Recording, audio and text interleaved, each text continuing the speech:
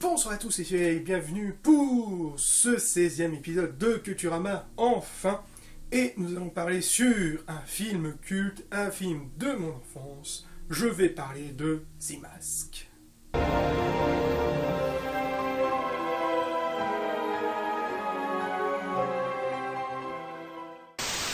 The Mask est un film apparu en 1994, réalisé par Chuck Russell, à qui on doit Le Roi Scorpion, mais aussi Freddy 3 et L'Effaceur avec Arnold Schwarzenegger. Le film a pour genre la comédie fantastique. Au casting, on retrouve l'iconique Jim Carrey, mais aussi la première apparition de Cameron Diaz. Elle n'avait que 19 ans à l'époque. Un petit baiser, chérie?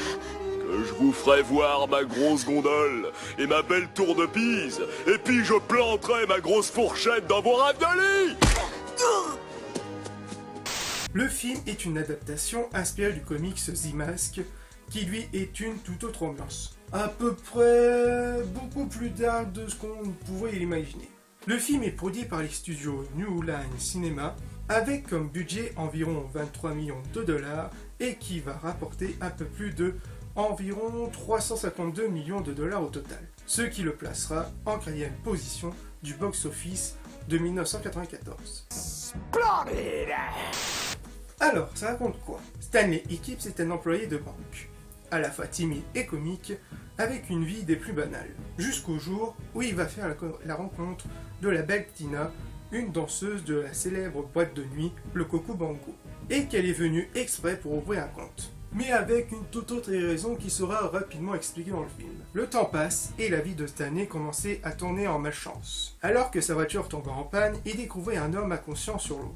En allant à son secours, il découvrit que ce n'étaient que des groupements d'ordures qui donnaient l'illusion d'un homme. Mais il trouva le fameux masque qui va lui donner des pouvoirs hors du commun et de sortir en lui sa véritable nature, à chaque nuit qui le portera. Oh, c'est incroyable! Ces nouveaux pouvoirs vont faire de moi un super-héros! Voilà grosso modo l'histoire sans trop spoiler. Comme je l'avais dit en début de vidéo, le film aura un immense succès. Suite au succès du film, une série d'animation verra le jour en 1996 en France sur M6 Kids. La série d'animation aura droit à 3 saisons, avec au total 53 épisodes pour une durée de 22 minutes. En 1995, il y aura droit aussi à sa version en jeu vidéo sur Super Nintendo, un jeu en format plateforme 2D. Il va falloir attendre en 2005 pour qu'une suite verra le jour sous le nom Le Fils du Masque. Et comment dire... C'est honteux! Non, faut se l'avouer, c'est de la grosse merde. Non, ne regardez pas. Il n'a jamais sexu. Jamais. Côté musique, elle est composée par Reddy Edelman, qui nous offre un excellent soundtrack.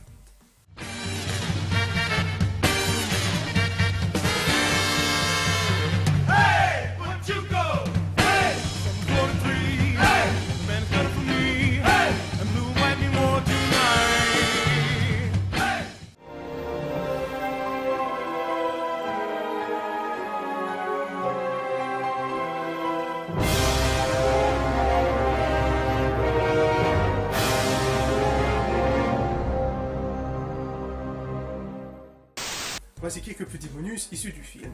Le garage dans le film qui servit de décor pour les garagistes escrocs, eh bien c'est celui de SOS Fantôme. Autre bonus, il existe un bon nombre de références et de clins d'œil aux dessins animés Tex Avery et Looney Tunes. Bouge de là, connard! Je crois que ce martien veut communiquer.